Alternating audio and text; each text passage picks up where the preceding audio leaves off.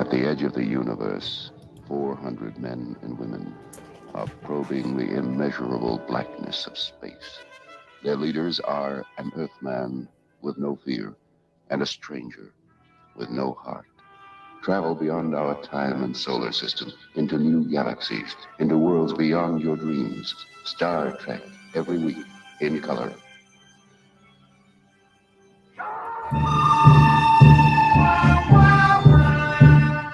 Serious Star Trek, we're back. We've got our audio problems fixed and we're raring to go. And now let's bring in Captain Fun himself. It's Larry Young. Hey, Larry. Hey, Dan, how are you? Dan Tron, I'm sorry. Dan Tron from the Starship, Underground? Chicken Gumbo? We call this the SS Fred Mertz. Right, the Fred Mertz. From the I Love Lucy. I knew you had a name. Actually, that's the space station, maybe. Anyway, the Desilu, the SS Fred Mertz, whatever. Today, we're old school Star Trek, Larry, because for once, we're at Star Trek parody, and I have watched Strange New Worlds. I watched it just like 20 minutes ago. You know, I am so excited about that. I was behind you on that no corporate media thing, but I really, because you're like kind of how would you characterize yourself? Kind of a casual Star Trek fan? You can't be casual. You're into it, but you're not.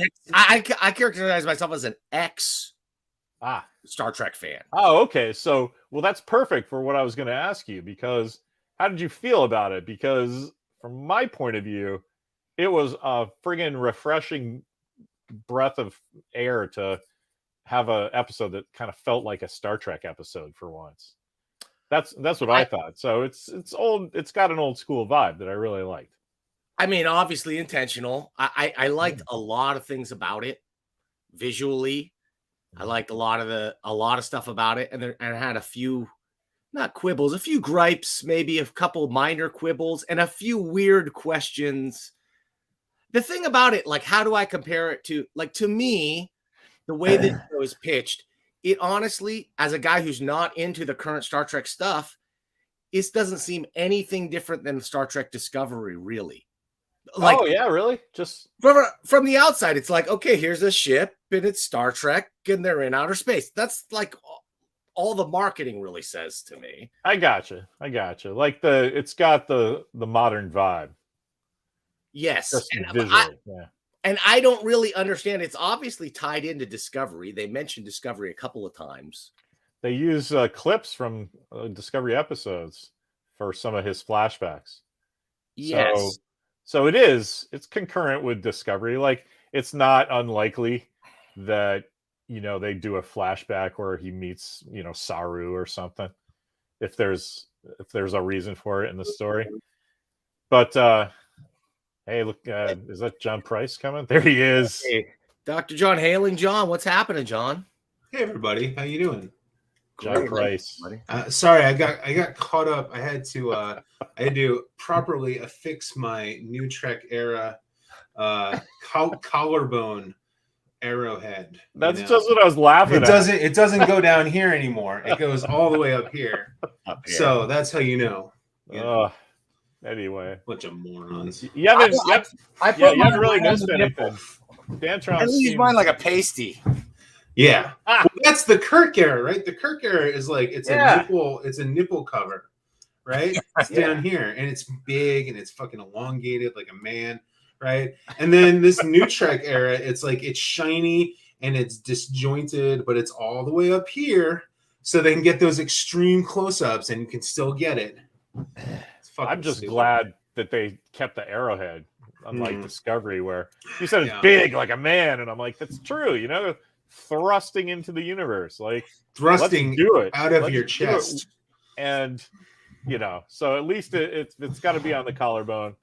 And if it's not up here, you don't know you're in Starfleet, right? At least it doesn't look like some kind of like CGI labia like the Discovery communicator. So true. Okay, speaking of which, guys, I immediately speaking of labias, guys. I was bothered at first. I go like, why is the entire bridge crew female? I knew someone was going to comment on that. I knew it.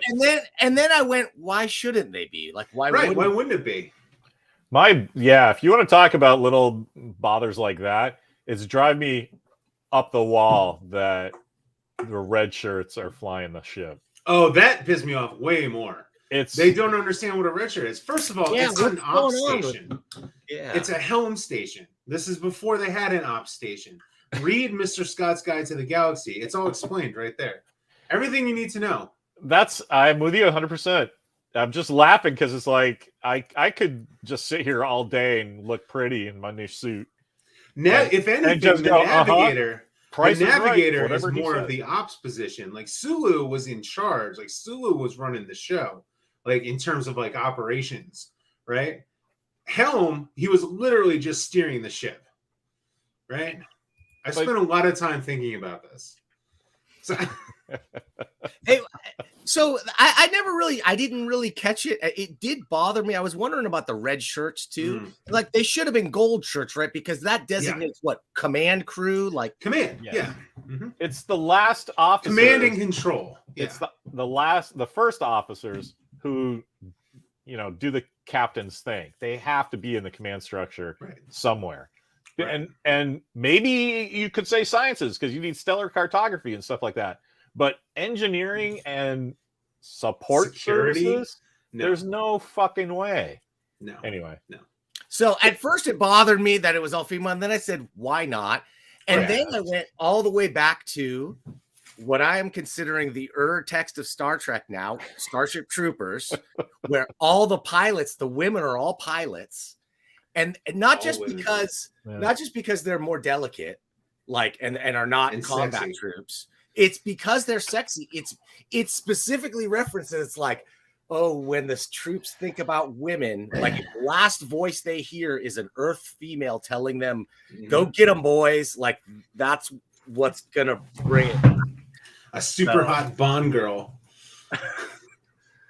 I think there is still. Sorry, I went into Denise Richards land there for a second. Yeah. Sorry, all distracted. But in Starship Troopers, they also always shave their heads totally bald. Interesting. All the female pilots. Not in the movie, they didn't. Well, but in this show, they all have weird haircuts too. Yeah, I don't care. So there's this whole like part of the whole like alt-right fucking all that bullshit. They all hate haircuts and like blue hair and like the undercut look. They all hate it and they make fun of women all the time. I'm like, if you guys don't find that shit sexy, like that's your fault. Like, that doesn't bother me in any specific way at all. Can I just throw in though that I love that all three of us have seen an episode and are current, so we can all talk about it. Know what we're saying. So good job, Dantron. And that it's such a. I agree with Price. He said on Facebook, solid B-, which is like the fucking Sistine Chapel of modern Star Trek. Now. Yes. So the level of stuff we're complaining about isn't like that doesn't make any goddamn sense, or why that violates everything. If you want to, if you want to go back and read our she called the communicator her phone. God damn it! If you want to go back and read our takedowns of Discovery's pilot and premiere, this is a drastic improvement. Well, I think they did a couple of good things right, just as far as a standard like first episode. It wasn't like an overly long, double-sized pilot where we have to get the backstory on every single crew member. I like that we didn't even meet a couple crew members till like we didn't even meet a few of the new crew members, especially the new at the end the new engineer, the Kirk guy, Dantron's guy, Dantron's cousin. Well, no, him and the Kirk drop though. The Kirk's brother. They got me with the Kirk drop. I wasn't expecting it at all, right? Like that came out of nowhere. Well done. But okay, so you talked about haircuts and alt-right and everything else. So like, dude, this is what's going to be hated. They made a direct line from January 6th to the fucking eugenics wars. Yeah, guys. Yeah. They made a direct line. Yeah. And then even managed to work booster shots into the plot. Yeah. Of the story. It was a little heavy-handed. Pretty on the nose. Yeah, they could have done without a lot of that stuff. The thing that drives me nuts about that, though, is less the specific, like, oh my god. It's more that, like, Star Trek has a timeline, and these new Trek guys do not give a shit about the timeline at all. The Eugenics War is in the 90s. Yeah, 96. It's in the 90s. Like, Khan gets exiled in 96. Like, he's already lost the war in 96. Right. Like, he controlled a third of the planet at one point. Like, then World War III happens, like, decades later. Like, so if you want to make, your direct references, that's fine, but at least get the timeline right. Like, you drive me nuts. Like, everyone's like, you didn't see the end of Picard, but during Picard, not Data pulls out a thing, and it's like Project Khan, and it's like, well, that's incredibly stupid because we're already decades past when Khan was already exiled. Like, this is stupid. Like, get the timeline right. You guys drive me nuts with that crap. Speaking of Khan and the timeline, I did not quite grasp where Lon Noonien Singh, like, what happened? So I love that she was on a Gorn world and she was the last survivor of a Gorn apocalypse. I don't love that. I don't love that at all. I don't even care. You could have literally put any other name, any other species, been like, oh, you're the last survivor. Just give her the Worf backstory. You're the last survivor of this one planet. That's fine. They could have called her. You don't even have to get to the Gorn. Call the character something different. Right. There's no reason to put all that stuff together. I was going to say, there's nothing in this episode because it's pretty not heavy, but she's a main character in this episode. There's nothing in the episode that needs her to be La'an Noonien Singh. Like, just give her a name. Just give her a different name. It's Michael Burnham syndrome. It's like, just give her a different name. Don't make her Spock's sister. Just give her some other thing, Oh, how'd you love that? When Spock goes, still missing my sister. I'm missing my sister. Because I'm the crying Vulcan. I mean, well, maybe when you grow a chin, you'll stop.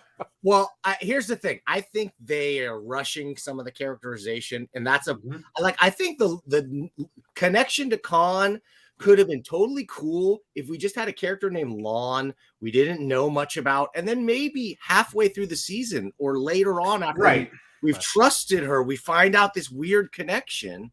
That makes it the other thing that I think was way rushed way too soon, and I don't even understand why it's happening, is Pike can see the future. Okay. I don't understand what magic juice gives you, like, that's a Discovery thing. Yeah, that happened in Discovery. He had a vision of the future, so he got fucked by time crystals, and he saw his future. I mean, he felt himself in the future, right? He knows when he dies. And if we're saying the laws of causality cannot be broken, then you've just eliminated any dramatic tension about Christopher Pike ever dying or getting any real consequences in this entire series. That I don't like. I hope that 10 years from now, they just do a scene where he's like, I'm not going in that room. And that's it. They never. Well, Larry, you made a great point the other day on the Facebook. You were like, why are you leaning into it? Why wouldn't you just be like, yeah, there is no fate. Like, yeah, I know the future. Well, fuck that. I don't want that future. I'm going to do everything possible to live my life, as best I, So I thought that was a really good point. Thanks, man. And you know why? Because we're well-adjusted human beings, and the people who are writing Star Trek they are not. Well, I think that is all like what you would do all the goddamn time. Yeah. Well, this is all about your birthday. You'd be like, I got 9 left, maybe. But it's once a year tops. Right. What's up with the star dates? They fucked with the star dates like 3 times. I know. Anyway, that's how nerdy I am, guys. Where I'm like, that star date isn't right. Like, what? Anyway. Dude, I immediately thought that. You give like 1700? No fucking way. That's first season. Well, and then at the end of the episode, it's like star date 22 59. Yeah, so it's like so they're going back to like the Kelvin universe style, where it's like year 6 months month. went by. That was crazy. It's like it's stupid. Yeah, because TOS stardates don't make any sense. They're literally Kirk's like stardate 97429.5 4. Yes. You know, and it's like, whatever, who cares? You know? Well, I mean, this show is completely, again, it's all about being informed. The characters are informed by their past trauma. That's what it's all about. Although in Pike's case, it's future trauma. What a twist. I love it. The thing is, though, like, I like that we as the audience understand where he's going, that there's a tragic end to Pike. Like, I like that. Having him know it and constantly reference it as his primary like character motivation from the first episode. Why is that his primary? I mean, I actually understand a little bit, and I don't think it's terrible, because if you're watching this show, you've already seen the discovery part where he finds out his own future. And okay, at the beginning, this is the premiere episode of the Pike show. He's like, all right, well, I have to move past this. I have to get back into the groove, right? Gotta get my groove back, right? I don't even mind that at all. I just think he's doing it the wrong way. I would much prefer Larry's way, where he's like, yeah, fuck that. I'm not getting that future. Well, that's it. I kind of even get what they were doing for once. Like, one little reflection. Here's the thing to remind everybody. Yeah. But you don't need it 2 more times in the episode. I mean, that's the like, it was heavy-handed. It was a bit. Can we talk real quick about the first 10 minutes and how they very, very, very clearly established Pike and Spock are not gay? They spent the first 10 minutes of the show hammering home to the audience that they are not gay. Red Letter Media calls it a case of the not gays, and literally the first 10 minutes, Pike wakes up with this hot lady. Spock is making out with a hot lady. Like, even when they're on the even when he calls and Spock is shirtless, he's like, "You want to put a shirt on? We're not gay, right? Because we're not gay here." You know? That's the part I didn't get at all. Like when a dude like Spock answered, like, first of all, who knew Vulcans had premarital sex? I didn't know. It seemed logical to me, but that's good to hear. It's good to see. All right. So here's the thing about what we're all talking about. Like, hey, what a nerd I am. Star dates, you know, the timelines are like, I saw that and I didn't have that thought at all. So all my laughing right now is awesome. I'm hearing this for the first time, because my thought was fucking Ethan Peck. Everybody goddamn knows that Spock has a big furry chest because he's a goddamn Vulcan man. And so there's actually, I forget what sounds like book I'm it going, is. but I'm not gay. I forget what book it is, but there's some TOS book, and it's got to be from like the 70s or something. But it actually like develops why Vulcan physiology looks the way it does and why they all have these big chests. And like Ethan Peck could not be less Vulcan. Like, he has the weakest jaw, like he has the weakest body. Like, Vulcans, like, they have this very thin atmosphere. It's super hot. Like, it's an extreme environment. They're mentally tough. They're physically tough. Like, and I think if I recall the books correctly, it was to justify why Vulcan women have large breasts. But the point remains, they have large upper bodies because they have large lungs. Ethan Peck is not Vulcan. Ethan Peck is like, can I just be fair? He's half human. He's half human. True. It's true. Can I just call it right now? Ethan Peck is the new Tilly. Because I'm just gonna, every time they try to present him like a Vulcan, I'm just gonna cap on it. It's like, Vulcans are a thing. When you see T'Pring like having Ston, you're like, well, he's not a good looking guy as Leonard Nimoy, but I get why you would get it. You know, that Vulcan dude, right? There's a Vulcan look, there's a Klingon look, there's a Romulan look, and then there's the guy who gets the job because, you know, somebody's Kurtzman's orthodontist, and they were saying, wow, you're related to Gregory Peck? That's good for marketing. Like, you can't convince me that it's terrible for marketing because that's these not kids how don't he know got who Gregory Peck is. Yeah. I like why did they put Spock in shorts? It's a good question. And I don't know, but he looked better as that alien than he does as a Vulcan. He did. He really did. He really did. you never even see the shorts. Like you would not have seen it even one time. I didn't even know he was in shorts. He'd call it out. Yeah, yeah. They were making. Why am I wearing shorts, Captain? They were making a point about the different, fashions on that alien planet, and it's our friend Spock. So if you see someone with atypical fashion on our Earth, please let's treat him as we would Spock, right? It's just so like. That's funny. Anyway, I think Mario's got a couple good comments here, and Mario says, "I like that knowing his fate makes him worried that he'll take too many risks. Knowing that he won't die doesn't mean that he won't get his crew killed." And I think if you're going keep up with that shit, yes, and it does tie into what we know, the very, very little we know about Pike from the cage. It's where he's worried. He's a worrier. Like he goes through these extreme situations and then he worries about it, right? Kirk goes through extreme situations and then's like, yeah, let's get laid, like right. Why is there meat on the bottom of my boots? Right. oh well. And why the weird genetic makeup thing, an interesting idea, I guess. But then you go like, oh, we don't know, it might wear off. That was weird. Mr. Spock has a unique genome, unlike any other in the universe, but I'm gonna modify him temporarily. Like instead of like putting some fucking putty on the guy's face. Well, that's the thing. It's also weird. Yeah, it's also weird because in all of Star Trek, literally they just like do cosmetic surgery. That's literally what they do. When Deanna Troi has to go and be a Romulan for that episode, they literally just put cosmetic surgery. They change her face. That's what and they put a thing on her so that she scans as a Romulan. Yeah. I mean, look, I mean, compared to the shit we were bitching about with Discovery and Picard, right. This is so small ball. Hey, speaking of that, can you move Philo's thing up about not enough eyebrow action from Peck? Because I don't think he's capable of it. Watch. There you go. I can fucking do it. I'm not an actor, right?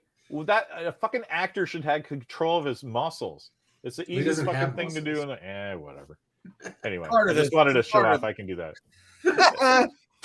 You win a Qualu, sir. But put it this way, guys. The only reason it makes sense to give a genetic disguise to someone is because it creates dramatic action that it wears off at the worst possible time. Right. That's the only reason to do it that way. That makes even a lick of sense. Yeah. Didn't they kind of explain that they needed like a genome component because of how their ID worked? Maybe genetic scanning and stuff. I thought Nurse Chapel had a throwaway line about that. I like Nurse Chapel. Oh, hell yeah. Give me that show. I like She's her. awesome. Okay. Yeah. Wait a minute. Okay, guys, I'm with you until we get to sick bay security and the lack of fucking door locks and the lack of elevator controls when you've got an alien like dude. It's a bit much. Basically a schlub running around, and they're chasing after him like Keystone Cops, and they can't do anything. Okay, but that's very Star Trek, though. That shit happens all the time on Star Trek. Phase that shit. Phases on stuff. I thought it was a good solution. Uhura basically just talks him down because she talks about sports. And I love that. I love that you don't know if she just would have done that anyway to a stranger in the turbo lift, or if she knew that was a guy that was like kind of on, and she was going to disarm him. I like that she kind of played it both ways. That was cool. Yeah. I like that moment too, because it explains the fact of why you even need a communications officer when you have a universal translator to begin with, right? Like who the fuck cares? But it's more cultural and it's more whatever it is. So I liked that character, but needs more mini skirt. Sorry. Well, and Mr. Kyle needs more mini skirt too. The one kind of I wouldn't call it an epiphany, but the communication officer, just what you're saying, right? Think of communication not as translation. Think of it as a communications major, right? And what do you do with a communications major? You learn how to read media. You learn how to look at narratives. You learn how to, decipher French fries. Right.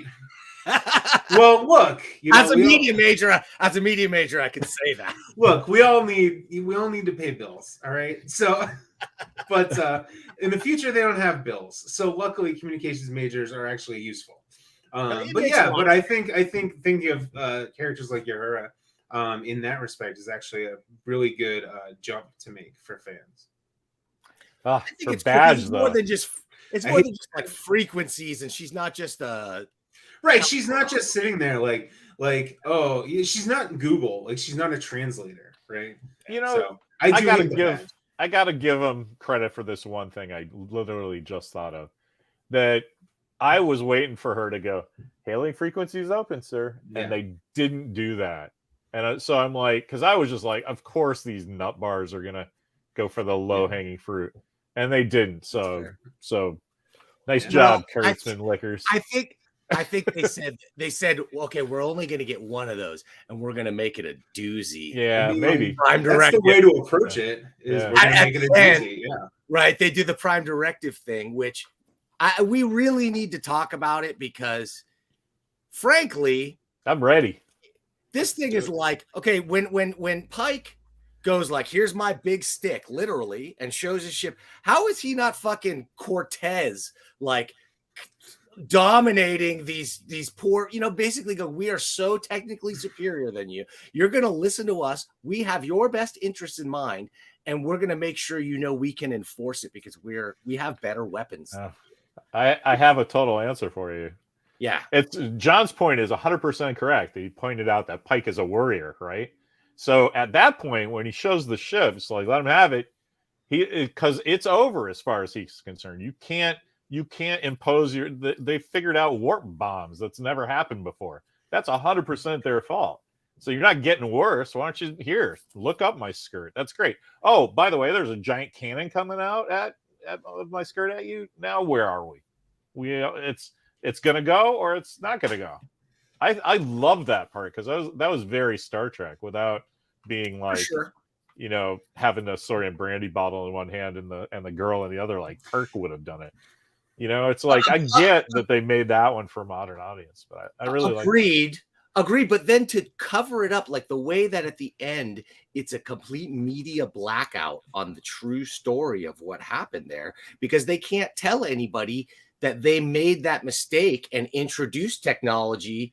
That was the whole thing at the end. They said, oh, we're doubling down now. It's the Prime Directive now. But you guys are off the hook because we can't let anybody know how much we fucked up. I think Philo is very funny. Pike as Klaatu. That's funny. Which thematically works. I think people need to come to terms with the fact that the Federation is a neoliberal imperialist force.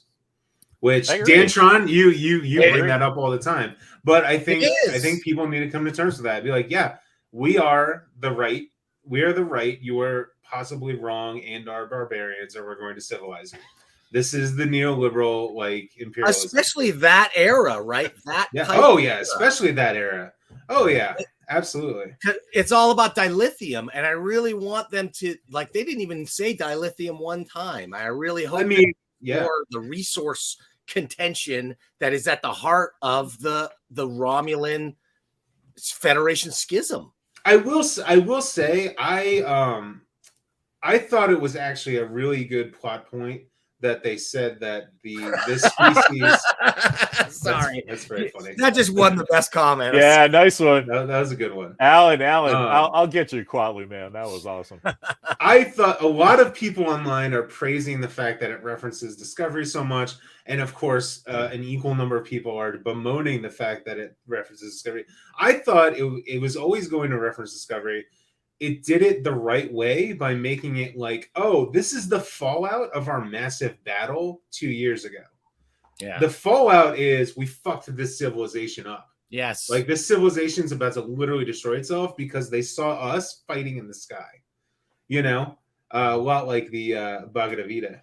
But I mean, frankly, that civilization just saw that technology, watched the warp signature, put their best scientists on it, and came up with, and could only get funding because they have a military industrialized economy, right? So that's the only thing that technology is going to make sense. Now, If they stop referencing Discovery, I will be very happy. But for the first episode, this is a transition episode. We're going from the end of Discovery season 2 into the beginning of Pike season 1. I think that was the correct way to do it. And I hate Discovery. I honestly didn't think there was anything structurally wrong with this episode. I told it did what it said on the tin finally, and the stuff that I'm mad about is like Uhura's cadet badge is awful. Like that's a graphic design thing. Okay, art department thing. And I really hate that badge. Your phone's ringing. And you know what else? Yeah, that took me out of it. I'm like, your phone's ringing. Yeah, that's not good. What?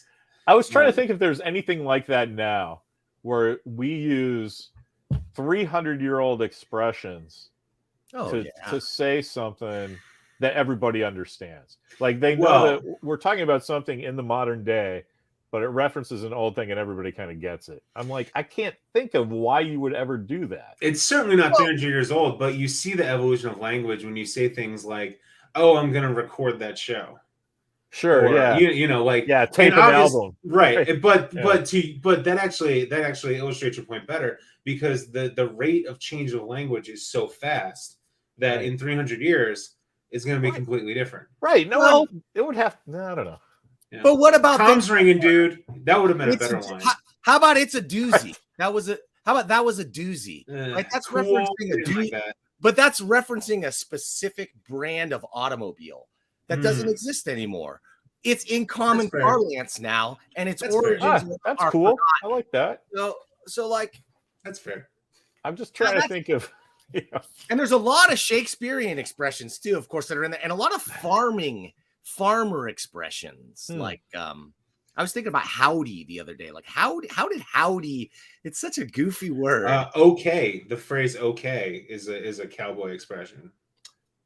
I know howdy is. It's just short for how are you doing. Mario makes a reference, and I want you to explain this, Mario, because I missed this completely. Wesley's made a joke that changed the century of history line was a Discovery reference. I completely missed that. Why was that a Discovery reference? Yeah, I didn't. I thought that was just him trying to get. I thought he was trying to be funny because he's a fucking moron. Well, no, I meant the writers were trying to say, he's had a history of. He's been doing stuff. I kind of like that because he was talking to Corey, who was like a useless nothing character. So the two useless nothing characters get redemption for each other. Yeah, that was great. I was like, God bless you, useless characters. You kept us out of trouble. I had no problem with that. There's another example. Jump on the bandwagon. Another good one. That's true. Circle the wagons. A lot of wagon references. That's a great one. Yeah. Rick Austin is very much correct. He says you didn't have to watch one episode of Disco to have this episode make sense. Absolutely correct. But we know they were going to. So in my opinion, I think they did it the best way they could. Because as much as I hated all of it, you still they weren't gonna not reference Discovery. So it could have been a lot worse. Now, the whole part with not April being like, oh, I had to call all my favors to find out what's going on with. It's like, well, like just don't do that part. Don't do that part of the episode, and you'll find, because the end of season 2 is everybody is sworn to secrecy, right? So them talking about it out in the open kind of negates that. But that's human nature. We talk about shit. Philo T. Fuzzworth, and he would know, says there was an antique phone. He would know as inventor of the television. Sure. Classic. I didn't really watch it at that level because my expectations were like, I'm going to hate this. So and then Robert April shows up and he's an African American and everybody's all horrified. Well, again, I was all ready for that shit. There was nothing about that character that had to be Robert April. It's like like Kyle, or it's like Uhura, it's like or Wa'an.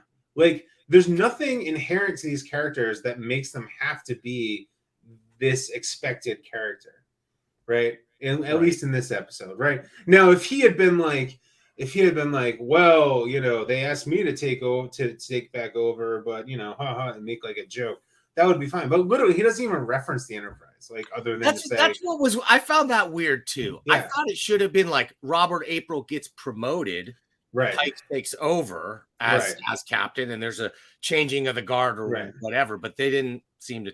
Maybe that did happen, and they don't talk about it or reference it. And there was one line, he's like, yeah, my first officer used to be a pain in the butt too, or something.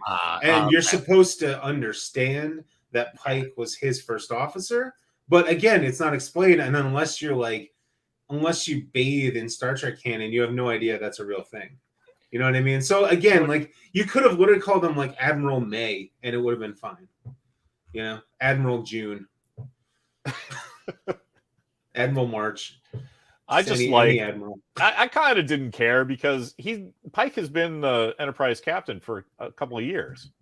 So they're not going to have the handover. The cage is 54. 2254. It's now 2259. You're awesome that you keep track of that. I have like this general idea of like, it's like, plus or minus 5 years or whatever.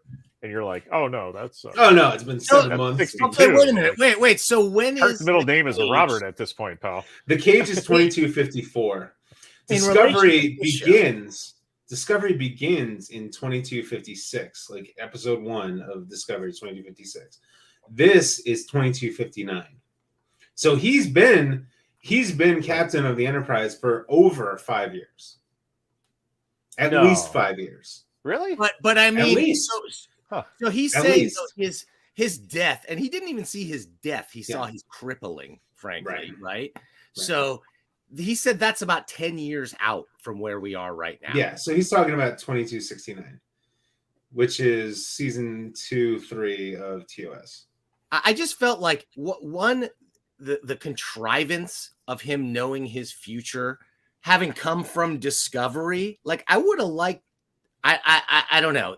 Did they show that in the Discovery series, like Pike getting his glimpse of the future and seeing? Oh yeah. In all graphic detail. All the flashbacks that were in this episode, those are all the stuff. Those were all clips from the Discovery episode. Yeah, and CNN for the news clips of of the that's right. Yeah. The thing I just hate about that, there's no reason for him to have gone back to Talos 4. I mean, the writers of Discovery to even do that episode. It's right. So stupid. There was no reason for it. And we could have had like this cool Pike show. Hey, here's what was going on. Modern take of before this Kirk shit that everybody loves. Mm-hmm. Just that's so straightforward, and they just can't do it. They have to put, Khan's great granddaughter. Well, even 7 in it. It's all stupid. Yeah. And again, I lost the thread on that. On Khan's daughter. We started talking about that for a second. Yeah. How did she exist? Like, I don't understand. She was just like one of a separate ship from the Botany Bay that I kind of Botany Bay is still out in the middle of space. That's what I'm saying. Like, Botany Bay is right. It doesn't make any sense now. There's no way they can justify it. It'll make sense. Yeah. There's none. I told you I could sit this whole thing and John would say something and I would be like, cosign. Nice job, John. Actually, Mario had a good point earlier. Mario's a rock star, by the way. Mario's always in the chat, just popping off knowledge. He had a point earlier where he's like, yeah, the name Singh is fine. Only the Noonien Singh is causing the problem because it makes that automatic connection. And like, so again, like if you want to be like, oh, that's weird, it's like Lan Singh, okay, whatever, and she's like an Indian Sikh lady, whatever. That's what it should have been. That's great. That's what it should have been. It would have been great because that's a nice, like, it's a and there's millions of people, but it's really Singh. Yeah, but it's really a canonical reference. Right. It would have been cool if you revealed that after a while or dropped hints or whatever. Yeah. Just the outright laying it out in the first episode that way. Didn't like as much, but it was forced. It felt forced. Can I just say you'll see Khan in this series? I actually agree with that, and I hate the way everyone pronounces her name. They pronounce the apostrophe. Lan. Just call her Lan, but they want everybody to hear Lon, when they say it, and it's like, for God's sake. you fucking people, like, can we just like that shuttlecraft design was cool, you know? I'm not so down with the patches on the sleeves, but you know, give them emblems. That's everything's Enterprise. I'm down with the patches because I'll buy them. That's great. Finally, Fuzzworth learned that the Gorn are scary. I liked the insights into like you would eat them or use them as breeding sacks. Oh, the breeding sacks? That was crazy. Yeah, that's a cool reference. Like the Gorn are probably super creepy lizard people, right? So like I do want to see that. I'm a Gorn guy. But again, it's like, why not just make a different species? Because now you're just undercutting all of Arena. Because the whole point of Arena, it's like the fucking tribbles in Discovery. True. It's like the whole like, just come up with something new. Come up with new things. Their big problem is that Spock would have known instantly, even if they kept it quiet and there was this thing and it's all just back channel talk. Spock knows everything. That's his role in the story, and there's no fucking way he'd be like, "Yes, Doctor, he knows. He knows." No, that's a fucking great episode, and I refuse to believe that they're talking about the lizard Gorn. As far as I'm concerned, it's just pronounced differently. It's the Gorn. It's the Gorn. Well, bad news is, you know, because I watch these things like, you know, the fucking Zapruder film. I did pause on the big list and read all the bio information on what happened to Lana as a kid, and that, you know, number one, whatever her name is, she's got 3 names, which I found really funny. If it's number one, I get Una, right? Just call her Una. Right. No, but now she's Una Chin Riley, I think is her name. Isn't which that I only funny? know because Rebecca Romijn is gorgeous. But as I read down all that stuff, they spelled out the word Gorn, so I'm screwed. It is Gorn. There's no apostrophe. There's no umlaut. We're gonna see. Well, maybe it's like old Prussians, new Prussians situation, you know? 2 completely different people with the same name. Let's hope, right? Well, I really hope they explore the Gorn culture. It does kind of undercut, though, everything that Arena really was about, is that the Gorn really were an advanced race that were good people that got attacked first and were defending themselves. They weren't this evil, savage monster. So, disgusting to my eyes, as Kirk says. Now I want to watch that episode. Yeah, let's go. Maybe he's related. Maybe he's related to this thing from the Changing episode. I do think PGA thing from the PGA. I like that. I said this on. If you haven't joined the Facebook group, you should do it. If only because I post my immediate reactions very unfiltered. And did you see Larry Nemechek liked one of my fucking things? What? Who is that guy? Larry Nemechek is like this. He's like a A-list fan. I don't know how else to describe him. No, where like he gets like special access and like he does like special stuff. I forget what the fuck he did. He did something. He created some book or something. Okay. That anyway, but they very smartly and correctly assume that everyone will watch the Picard bullshit first and then watch Strange New Worlds. So my emotional roller coaster last night was like the depths of the sea going all the way up and going, oh shit, now we're at a B+, a B- level. This is great. You know? That's why I watched Picard first, because I knew it was gonna suck. Yeah. Just get it out of the way. So even if this like sucks as well, it's not going to suck as bad as Picard. That's a given. I mean, there's no way. Can we just take a real quick and just talk about Picard? It has cemented itself as the worst Star Trek series. I agree. Whoa. Yep. Past Disco, huh? Yes. Because look, as much as I hate Star Trek Discovery and I hate every creative choice they ever made, at least it has an ethos, man. Right. At least there's a fucking ethos. I can get behind that. Like, and they're like, you know what? We're doing a fucking Klingon war. I know you hate it, but that's what we're doing.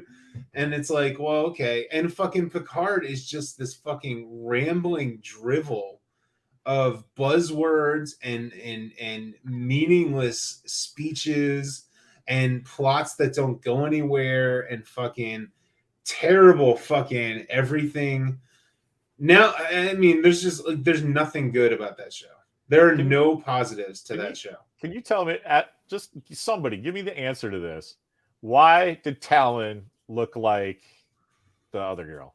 Because it would have been clever if Talon was actually Laris in the future. Laris, right. But it's not. No, but it's not. They go out of their way. This is like... There's so many parts that could have been clever, and they just didn't do it. I was talking to Walker about this, and he goes, I don't know why you're so excited, because this is what they did with Patton on S.H.I.E.L.D. And I'm like, all right. So if you remember, Patton Oswalt was like quadruplets, right? And the whole time they're setting it up. They're setting him up that he's an LMD. Right. And they're like, oh, everybody's all excited about that. So we better do an LMD story later that has nothing to do with those guys. It's like, you had Patton right there. He was the only guy doing super spy stuff with his invisible... Anyway. So can we talk about... I'm sorry. My own kid... No, I'm just saying. My own kid was like, because that's dumb. They, they don't want to do the thing that you want. They want to show you how clever they are. And like, look, you were expecting this, but we did that. And all that ends up as people dissatisfied. And I'm like, how old are you? 14? That's fucking on the nose, man. Nice job. Funny. Mother son. Walker's going to run the world one day.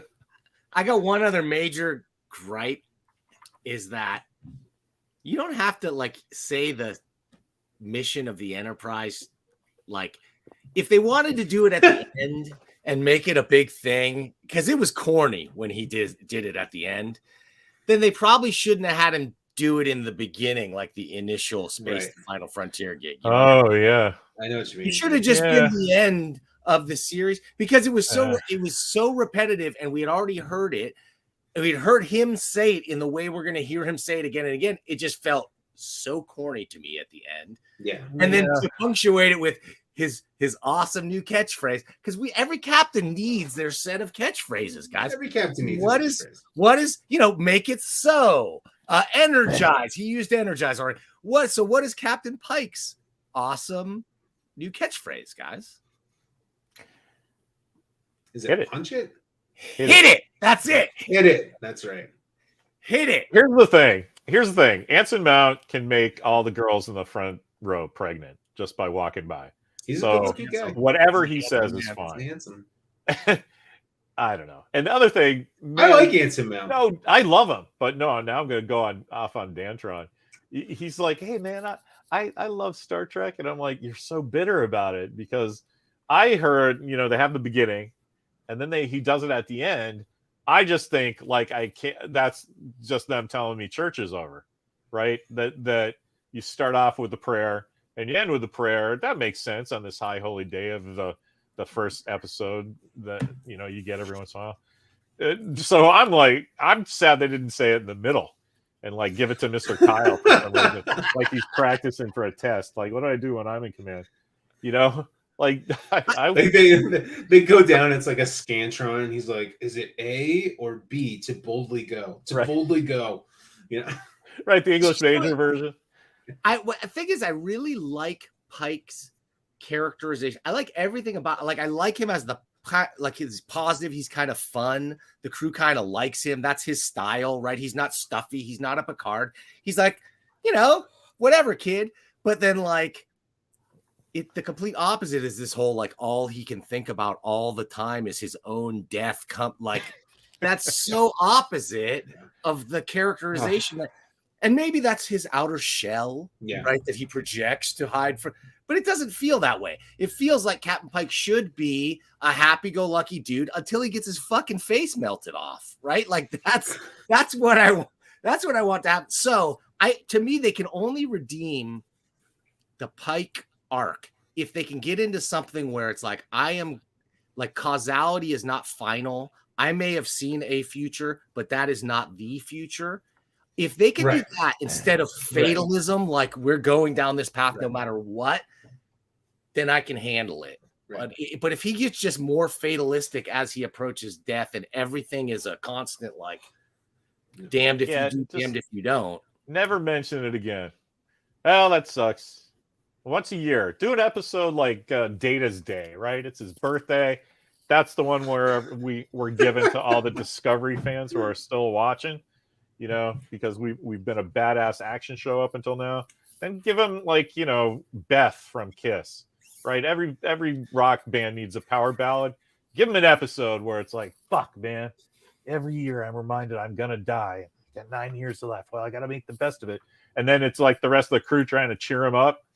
I'm fine, but don't do it like every goddamn episode. Yeah. If they did it once in a while, like where he catches a reflection of himself or something, especially when they have him put on weird face makeup that makes him look like a crazy face, you would see where that would remind him of it maybe for a second, and you could catch a couple glimpses. But do you know the whole what we're talking about with the old, because you know, just Pike in the wheelchair?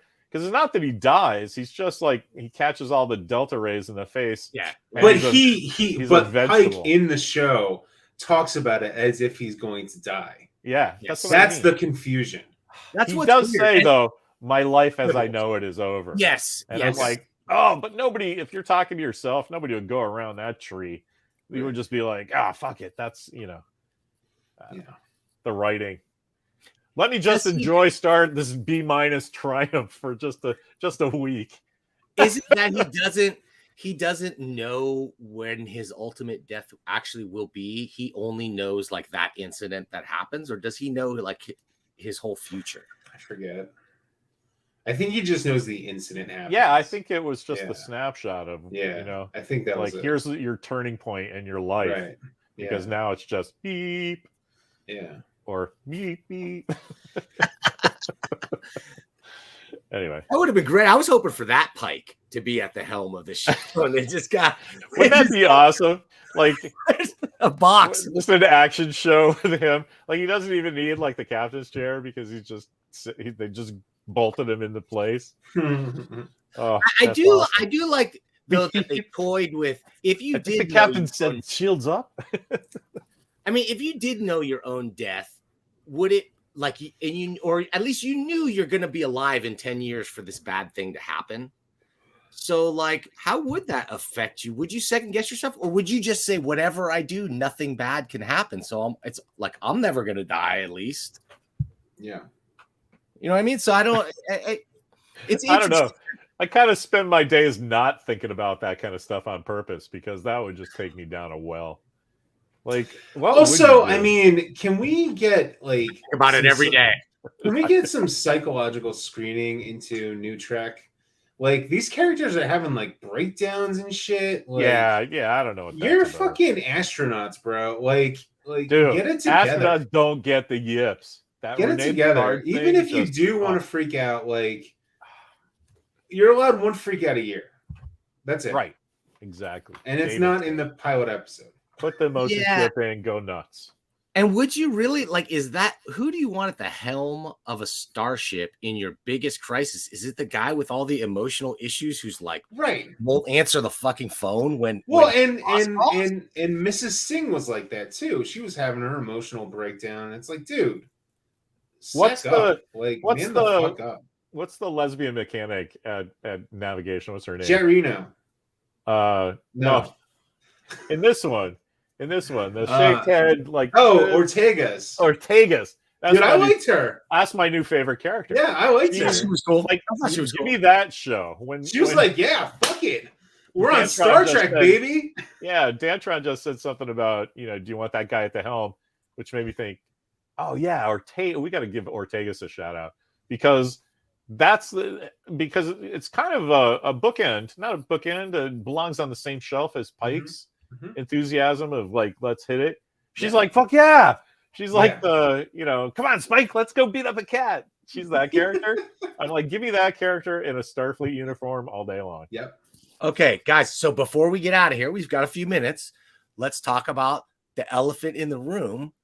Yeah. At the end, they dropped a surprise that I don't think was previewed or anybody knew was going to happen. Maybe they did. I didn't see any. Yeah, I didn't see anything about it. Okay, so let's talk about Sam Kirk. I never heard of that guy. I didn't know Captain Kirk had a brother. So he does, and he is a scientist, and He he did. dies a very tragic death during TOS. And Every- Kirk never talks about it ever again. Every Star Trek fan loves that guy, though, because the big emotional beat of the scene is Captain Kirk's looking for his brother and his sister-in-law. I mean, his sister-in-law or whatever, or Leanne, and it's just this big, powerful thing. And he finds a dead guy on the ground. He turns him over, and it's like, fuck, it's his brother. But it's just William Shatner in a 1970s mustache and a different toupee. What episode is this? But it's called Operation Annihilate. Operation Annihilate, that's right. The flying pancakes one. Yeah, that's right. The flying pancakes. Anyway, you gotta watch it. It's a great episode. Yeah, I forgot about his Vulcan ears. Yeah, that fucking episode is top shelf. That's great. Yeah, it's not one you think of right away, but that's top 20. Oh, it's a good one. It's got some great side characters in that one. Here's my problem though. Steve Euchre brings up his fucking name is George. Everybody calls him George Jr. And it's a big story point that only Kirk calls him. Yes. Sam. Yes. And Pike's like, "Hey, Sam Kirk, what's happening, man? We've been on Space Tijuana together. Remember that?" And it's like, no one would call him that. Yeah, anyway. It's not good. My big was bummer, that the Kirk actor? No, that's what I was just gonna say. But the big bummer about it is put a cheesy mustache on the Kirk actor. You already have a reason for him to be there. Lieutenant Kirk and the two brothers, unless they're setting up a scene where fucking Sam Kirk dies from the flying pancakes. Although if they redo that episode, I might be down. I don't know. That's pretty awesome. Like, why didn't Kirk mention that Pike had already fought the flying pancakes? I don't know. Don't think too much about it. Look at that CG. It's amazing. Everybody's got new good uniforms. Episode. But I love the shitty mustache. I thought because I literally, you can see if you join the Facebook group, you can see me reacting in real time and be like, "Oh, fuck you, Lieutenant Kirk's coming to the bridge, fuck you." And then it's like, okay, you guys got me. You got me. All right, fair enough.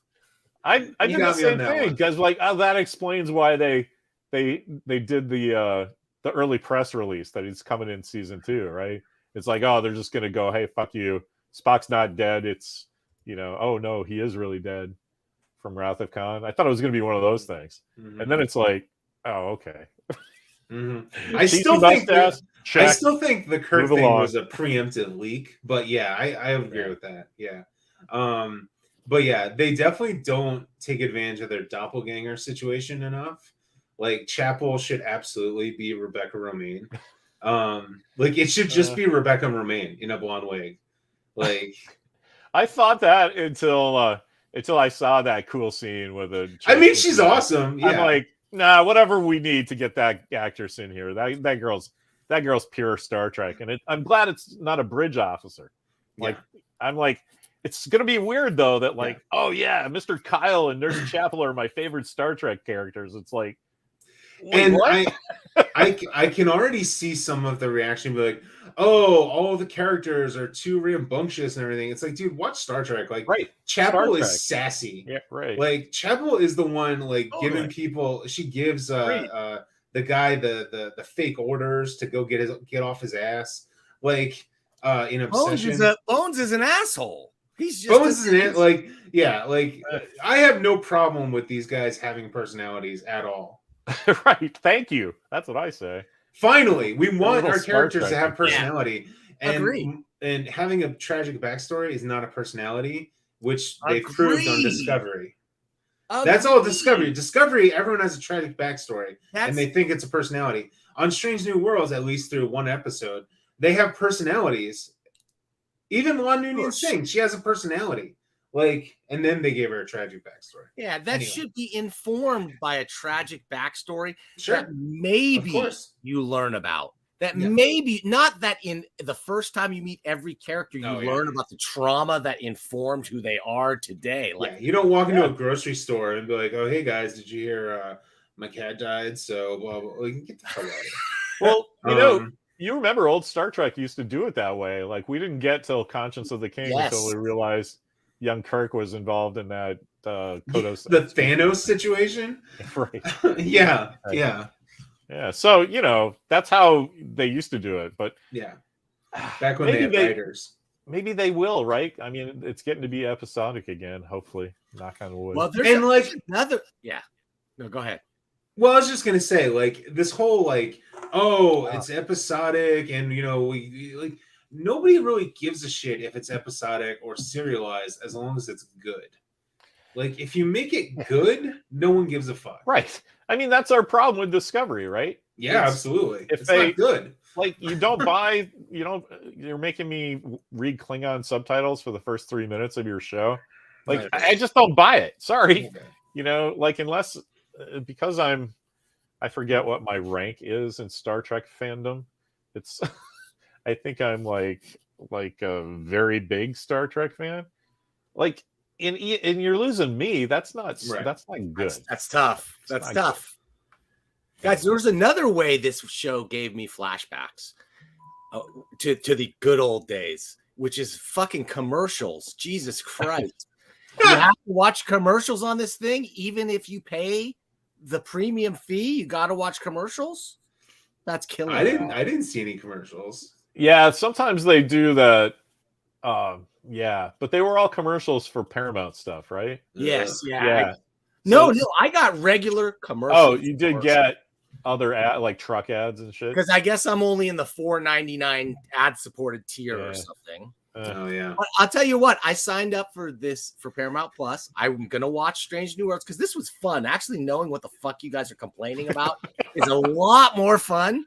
Yeah, right on, Danatron.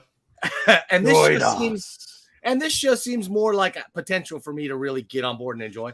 But what I really signed up for was that series, The Offer. Oh, yeah, the Godfather thing. Yeah. Yeah, the making of the Godfather. I'm such a Godfather nerd. Like, I'm probably switched from Star Trek when I used to love Star Trek. And, like, I'm as much in love with Godfather as I ever was. Oh, my God. This show must be your dream, then. It's exciting. Yeah. I've heard all those stories before, and I know all that stuff, but it actually looks good. They got good actors, and it looks like it could be okay.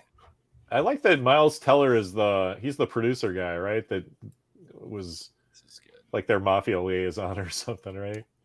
We had just such great stories. We just watched War Dogs with Miles Teller and I'm blanking on the guy's name. Bruce Willis. No, it's the guy from. Oh man! At the end of this, never mind. Anyway, we watched it. It was great. Miles Teller was good.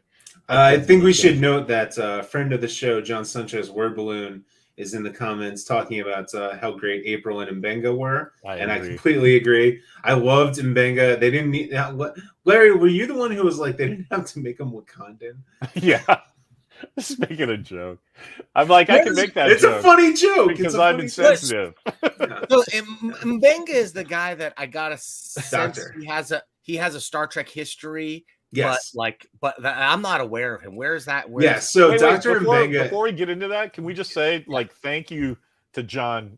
Yes. Not just this cool subject we're about to get into, but for bailing our asses out last week. Yeah. That was super fun. We had a blast. And I can't tell you how much I appreciate it. Thank you, John. Yeah, I missed that episode. It's a good episode.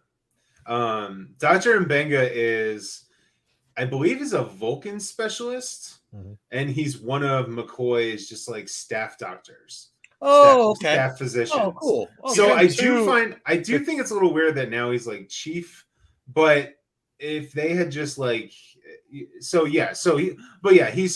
like the foremost expert on like Vulcan physiology. I kind of don't have a problem with Mbenga being the ship's doctor here, because doctors are sort of they're Starfleet adjacent. Yeah. So I can totally get where, between Dr. Boyce and Dr. McCoy, maybe Dr. Mbenga's in 2 episodes of the 3rd season. So maybe he just is returning from being, doing medical stuff on planet whatever. Yeah. I don't have a problem with that. Plus, that actor is fucking great. I think my favorite bits are going to be Dr. Mbenga and Nurse Chapel. I really do. And I'm okay with that. Yeah, I mean that's awesome. It's That's just very weird Star because like, Trek. hey, I get to enjoy this whole other section of Star Trek that I never really paid attention to. Guys, you know what happened? What really happens is that after Pike's face gets messed up, Mbenga was in charge of reconstructive surgery, and for some reason, after that, he never was in command of sickbay in a starship again. It was just one of those things. One little mistake. I heard that too on the grapevine. That's what I heard. And hey, wait a minute. You know what else I hear? Uh-oh. Red alert. Do you hear that? Wait a minute. Who gets a Quatlu today? I think Mario should get a Quatlu. He's always Mario. I think everybody, like Alan David Doan, like slayed me with something. Yeah. I got him though. I definitely. I'll get in touch with him. Guys, if you want to get a Quatlu, you got to get in on the super quad action. Yeah. Okay. So if you got a comment, if you want one of those wooden Quatlus, write. Just write. Who do you write to? Captain Fun himself, Larry at AITPlanetLair.com. He will send you an actual wooden Quatlu. I will. Maybe even some other fun stuff. They're real. That's the kind of thing I would do. If you bother to write a nice note. It doesn't even have to be nice. I'm so used to write a note. Okay, something neutral. Some sort of note. Neutral deposit. I'm good. I know you guys weren't as excited as I was about the Gorn reveal because nothing more I want than some Gorn porn, right? Like I want to see it go down. So I've got the next best thing today for us to go out on. Okay, I've got a little bit. We're gonna watch Gorn porn, aren't we? The closest thing that you can get to modern day Gorn porn. I'm frightened. I'm scared and intrigued. In other big news, by the way, in Dantron news, nobody wants to hire me full time. So, guys, I'm sticking around. And you know what? My family's loss of income security is the Star Trek fans' gain in crappy special effects. So, like, it's all coming together. I'm going to be around for a long time. I'm doubling down on fucking YouTube. Excuse my language. I'm going to keep doing Star Trek with you guys. I'm going to keep doing Danger Room. I'm going to keep interviewing people, but I'm going to spread out to more stuff than comics. I'm going to talk about science fiction, politics, art, and all that good stuff. Let's do it. Coming soon. I'll have you guys in there too, man, because I want to mix it up. It's time to like show the fucking internet that, you know what, Larry, just because we got gray beards, just because we're not wearing fucking skinny jeans or whatever the fuck they're wearing right now. Goddamn Admiral. That's it. Fucking A. All right, guys. I want to apologize to Jonah Hill for completely spacing on his name. Steve Yukon, of course, bailing me out. That War Dice with Miles Teller and Jonah Hill. That was great. God, why could I not remember that guy's name? Well, guys, we're going to be back with more serious Star Trek action. I will watch. What Love night, you, Jonah. What night is Brave New Worlds on? Thursday. Thursdays. Perfecto. Yeah. Okay, I'm in. I'm going to watch. I'm committing to the season right now. Oh, excellent. And I'll talk about it with Dan Tron. Maybe you guys can watch The Offer too. So in case things go off the rails on Brave New Worlds, we can get into some Puzo trivia or whatever. Heck yeah. There's got to be bikinis in it, right? I would hope so. No spacesuits, but bikinis. We'll see. I hope so. Yeah. Okay, but hey, John E. Price, PhD. I will be back next Friday for this show. What time will I be back? Oh, well, on the East Coast, it's going to be some sort around, like, I don't know, 3 o'clock. Okay, noon Pacific, but where, right. John, where? On the internet!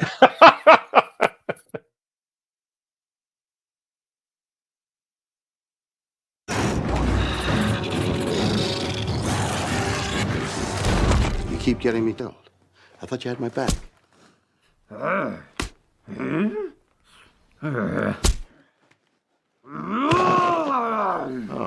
not again.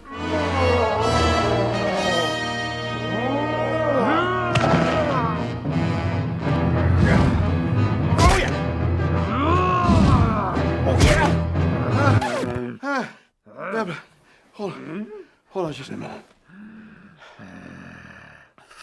Okay.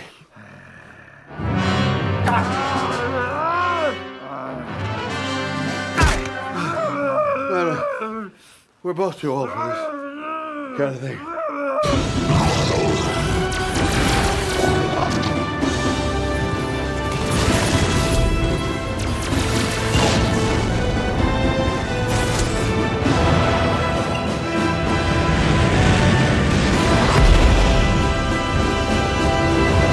Star Trek, the video game. All right, now you're overacting.